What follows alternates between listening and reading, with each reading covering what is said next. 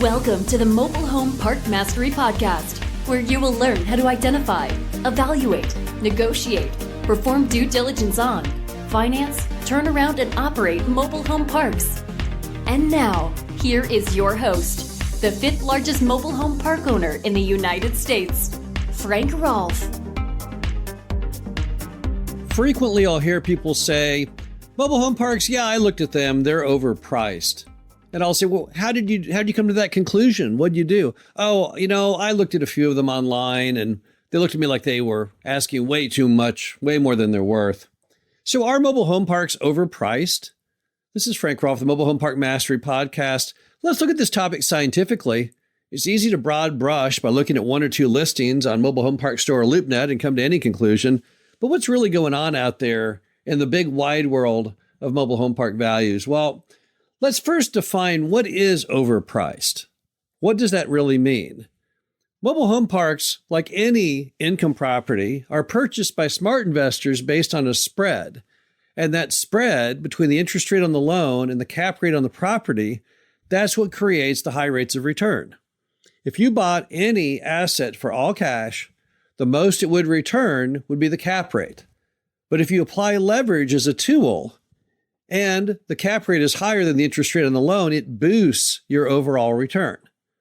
Now, to get a 20% cash-on-cash return or higher will require at least a 3-point spread over interest rate. So if you're borrowing money from the bank at 5%, you'd have to hit at least an 8% cap rate to hit a strong double-digit return. But I've been through periods when things truly were overpriced in the mobile home park industry. And for those who were in the business, they remember it well. And it was in the mid-2000s. In the mid-2000s, prior to the Great Recession, there were people buying mobile home parks at cap rates that were lower than interest rates. So they had leverage working against them. Their rates of return were amplified into the red. That is the true definition of buying something that's overpriced. So you have to have the positive spread between interest rate and cap rate. And right now, on every deal that you see that actually closes, not the crazy things that some people may put online, but things that are actually closing, you will always find that healthy relationship between cap rate and interest rate, in as much as the cap rate is in fact higher than the prevailing interest rate. And that's not going to change because lenders are just not nuts. Yes, they were nuts back in the mid-2000s, and the lenders all admit that now after the horrific fall from grace of the Great Recession. But the modern mobile home park lender, whether it be Fannie Mae, Freddie Mac, conduit, bank debt, even seller carry, they're not suicidal. They only want to get involved in deals where you can actually make your mortgage payment. Many lenders even put additional stress tests on top of that. There's people out there who go ahead and say, well, what would happen if the revenue declined by 5 or 10%, or the cost went up? Lots of what-if scenarios just to make sure they don't get too carried away. And because the lenders have been very rigid in their underwriting standards, that has helped keep the industry correctly priced. What happened in the mid-2000s, which allowed there to be cap rates lower than interest rates, was simply the fact that lenders let that occur. We all use debt on properties. I don't know anyone who buys properties with all cash, at least certainly not anyone trying to get their maximum yield. But when you start allowing people to pay crazy prices and finance them, that's what causes the problem. But you won't find that right now. Now, the second thing you have to realize when people tell me, oh, yeah, I looked at mobile home parks, but they're all overpriced. This is not a lazy person's industry. So deals are definitely hard to find when the only way you're trying to find them is through listings on Mobilehomeparkstore or Loopnet, or even casually calling a couple brokers. That is not casting a big enough net, and that's certainly not the part of the net that's going to get you anything good. Online listings are perfectly fine, but they have limitations because typically people, when they put something out there to the big wide internet, they get very bold on the pricing, hoping there's someone out there. We call it fishing for idiots. The person who often buys things based on the price that they're given online, well, they make terrible buys, but it typically doesn't happen because the banks won't underwrite it anyway. And if you're going to go to brokers, you can't just hit a couple. You got to hit them all. There's about 100 in America. But all the time people tell me when I ask them, so you're talking to brokers? Yeah, I'm talking to one. Talking to one? I mean, you're still short 99. The other problem is that the really great deals don't come from those easy resources. Anyone can go on Mobilehomeparkstore or Loopnet right now on your computer. So there's really no barrier to entry. The barrier to entry happens when you get into three areas: cold calling, direct mail, and pocket listings.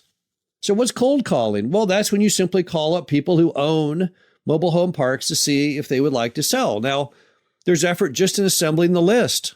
You have to go through the tax assessor's database. You have to put in the address of the mobile home park. That then gives you the owner and their contact information. That's some effort. That's some steps. And then it's effort and out of your comfort zone to actually then call them. And that's why far fewer people do it. Same with direct mail. It's a little less scary, no phoning required, but you still got to get the owner's name and address from property records, and you still have to then send them the postcard or the letter to start the process. And again, that requires some effort.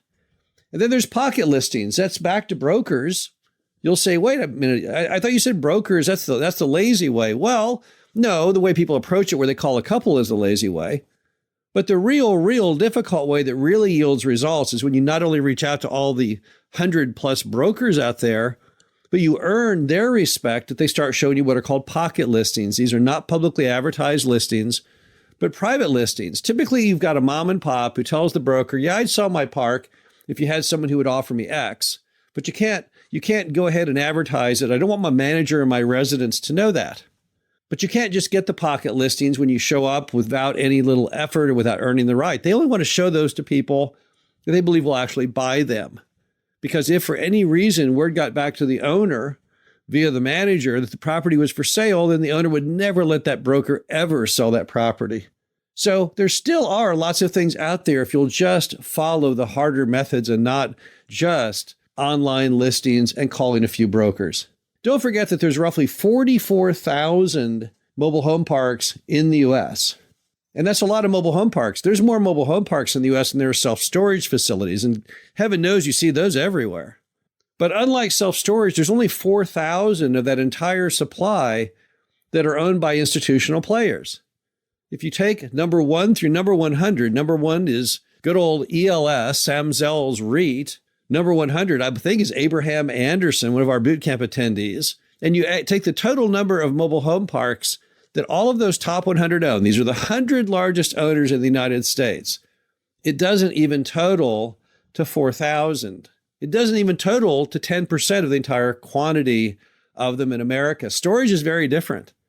If you look at all the self-storage facilities owned by Public Storage and all the others, you will find it's a much larger piece of the pie. It's about 3 to 4 times larger. So the supply for mobile home parks is still out there. So when you add it all together, the simple fact that there's still parks out there to buy and the pricing is still good, and the problem is that people just aren't using the right method. The real answer to it is yes, things are overpriced if you try and take the easy, lazy route. Our industry is not, nor has it ever been, a get-rich-quick industry. You see those infomercials on TV. You see books at the bookstore for $20 telling you that you can make vast riches in 5 seconds with no effort. I always love those commercials because anyone who would believe a commercial that says you can make $1 million with no effort and no risk and no time, well, you know, that's not really an opportunity, right? That's stupid. Most people would realize that isn't how life works. If it was that way, then whoever wrote that commercial would just do it themselves. Why would they tell anybody? Doesn't make any sense. Our industry is entirely different. It's all about effort. It's all about strategy. It's all about the time to learn what you're doing and the time required to turn a property around. That's why you find such a strong fellowship of park owners out there, because they've all put in the effort and the time. They've all earned the right to talk to each other in an intelligent manner. It's like somebody who served in the military. So the answer to the question is no, mobile home parks are not overpriced. No, all the great deals are not gone. They're hardly dented. But if you want to get a piece of that, you've got to put in the effort. It's like going to the gym. You can sign up for a gym. You might go a couple times, but you're not going to lose any considerable weight or gain any muscle mass by going and lifting weights one time a year. Instead, you have to put in a very consistent, focused effort, a smart effort. That's what rewards you at the gym. That's what rewards you with buying mobile home parks.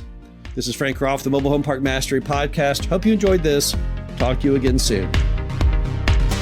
Thank you for listening to the Mobile Home Park Mastery Podcast.